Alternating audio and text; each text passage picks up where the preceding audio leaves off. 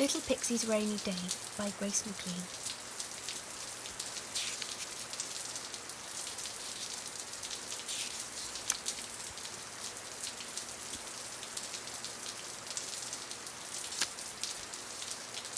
Pitter-patter, pitter-pat. It was raining in the woods. Little Pixie didn't mind. Today he was going to spring clean his house. And what a lot of spring cleaning there was to do. There were bins to dust and cupboards to clean, windows to shine, floors to sweep, china to wash, and an enormous cobweb in the corner of his bedroom to get rid of. Little Pixie had just got his cleaning things when he heard the doorbell. Down below were Grandma and Watson. "Hello, Pixie dear," Grandma said. "I've baked you some scones." "Thank you, Grandma." "Come in," said Pixie. Watson followed, leaving muddy prints on the floor. Pitter-patter, pitter-pat. The rain was falling harder. "Such weather," said Grandma. "There's going to be flooding if this keeps up." The doorbell rang again. "I've been shopping and am wet through," said Mrs. Warburton. "I shall have to shelter." "Come in," said little Pixie. And Mrs. Warburton did, trailing groceries behind her.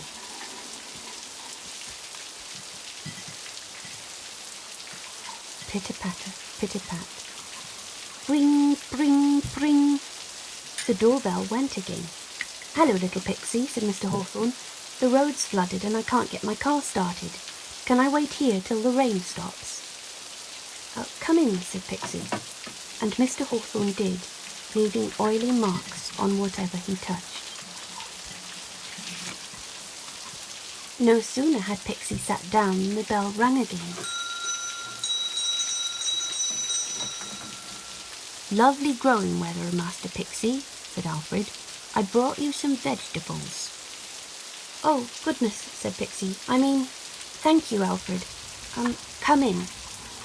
And Alfred did.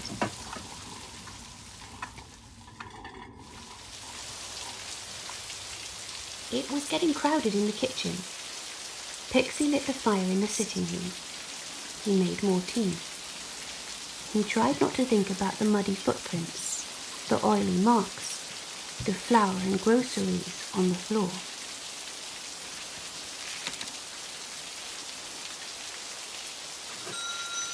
The bell rang again. The puddles were bigger than ever when Pixie opened the door. "Oh dear," sniffed Mother Cherry. "Rain is coming into our house and Moppet and I have nowhere to go." "Oh, come in," said Pixie. But Watson barked and Moppet fled. Across the table, Mrs. Warburton's lap and the mantelpiece, knocking things over as she ran.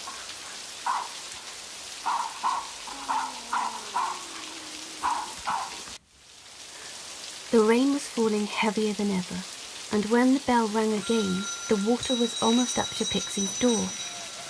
"Sorry to bother you, little Pixie," said Stan, "but my girls don't like this weather one bit." Pixie looked at Stan. He looked at the sheep. Stan and the sheep looked back. "Come in," said Pixie.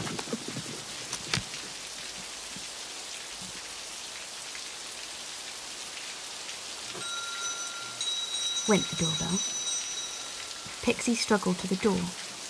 "Could Delia and I shelter till it clears up?" said the Wanderer.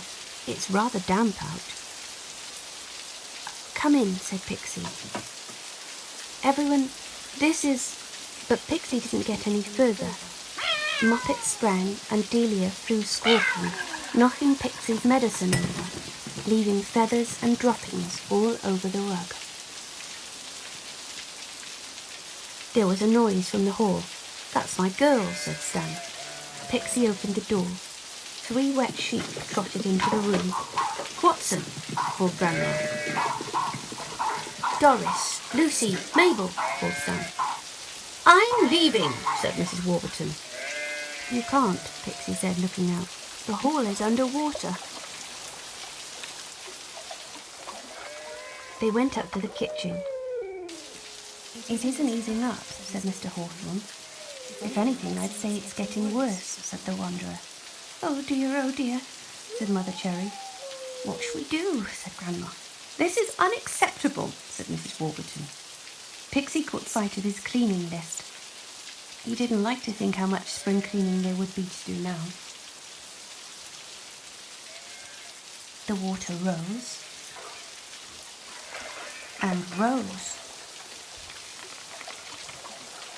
and rose. They went up to Pixie's bedroom.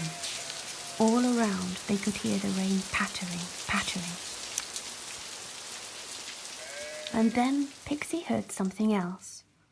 Or rather, he didn't. He couldn't be sure because everyone was talking. Shh, he said. Shh! And then everyone heard it, the nothing. And what a beautiful sound it was. It stopped raining, said Grandma. Hooray, said Mr. Hawthorne. Well, I'll be, said Alfred. And about time too, said Mrs. Warburton. Only little Pixie was quiet. But when everyone had gone home and Pixie began to tidy up, he couldn't believe his eyes. The windows gleamed, the floors glistened, the cupboards were spotless, the china shone. There was not a trace of dust or dirt, of flour or feathers, of mud or medicine or marmalade anywhere. The water had spring-cleaned the whole house. The only thing left to do is get down that big cobweb in my bedroom, said little Pixie. I'll just do that. Then I'll go out and enjoy the sunshine. Well, he meant to.